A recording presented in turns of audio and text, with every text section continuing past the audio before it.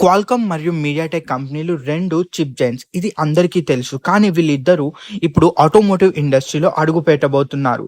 So, ఈ chip making companies ఇప్పుడు మెయిన్‌గా ఈవీస్ మీద, ఆటోనామస్ వెహికల్స్ మీద కాన్సంట్రేట్ చేయబోతున్నాయంట. ఇప్పటికే చాలా వరకు ఈవీస్‌లో చాలా చిప్స్ కావాలి. అలాగే కార్ ఎంటర్‌టైన్‌మెంట్ సిస్టమ్‌లో కూడా కావాలి. ఇలా చాలా వరకు వెహికల్స్ అన్నిట్లలో కూడా చాలా స్మార్ట్‌గా అయిపోతున్నాయి కాబట్టి వాటికి సంబంధించిన చిప్స్‌ని మ్యానుఫ్యాక్చర్ చేయడానికి క్వాల్కమ్ మరియు మీడియాటెక్ ఇప్పుడు ఆటో ఇండస్ట్రీలోకి రాబోతుంది. అది కూడా ఇండియన్ ఆటో ఇండస్ట్రీకి.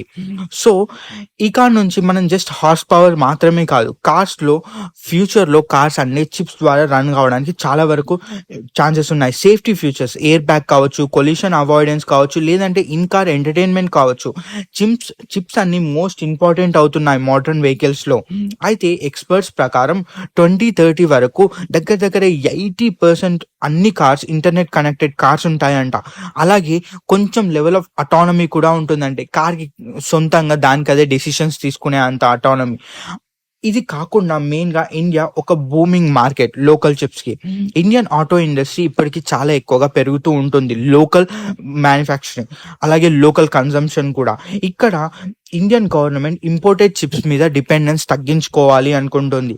ఇలాంటి టైంలోనే క్వాల్కమ్ మరియు మీడియాటెక్ 2 ఇక్కడ ఇండియాలో లోకల్‌గా మ్యానుఫ్యాక్చర్ చేయడానికి అడుగు పెడుతున్నాయి. అయితే క్వాల్కమ్ ఇప్పటికే టాటా మోటార్స్‌తో వీళ్ళు పార్ట్నర్‌షిప్ చేసేసి స్నాప్‌డ్రాగన్ డిజిటల్ చాసిస్ సిస్టమ్‌ని ఇప్పుడు వాళ్ళు డెవలప్ చేస్తున్నారు. సేఫర్‌గా డ్రైవింగ్ ఎక్స్‌పీరియన్స్‌ని ఇంకా సేఫ్ చేయడానికి. మరొక వైపు మీడియాటెక్ కూడా అంత వెనుకబాటు లేదు.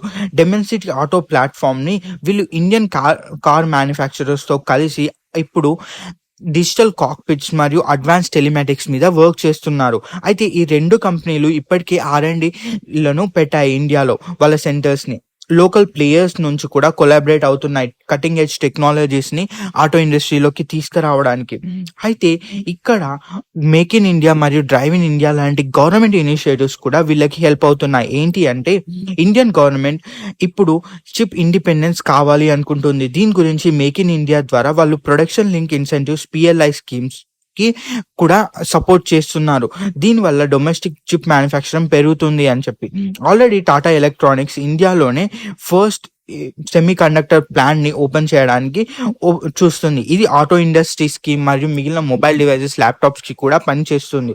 అలాగే ఇక్కడ గవర్నమెంట్ మరొక పని చేసింది. ఏంటి అంటే ఇంపోర్ట్ డ్యూటీస్‌ని చాలా వరకు తగ్గించింది ఈవీకి. ఎందుకంటే లోకల్ మ్యానుఫ్యాక్చరింగ్ ఎక్కువ పెరగాలి అని చెప్పేసి కాంపోనెంట్స్‌కి. అలాగే ఇందువల్ల ఫారెన్ ఇన్వెస్ట్‌మెంట్ కూడా వస్తుంది.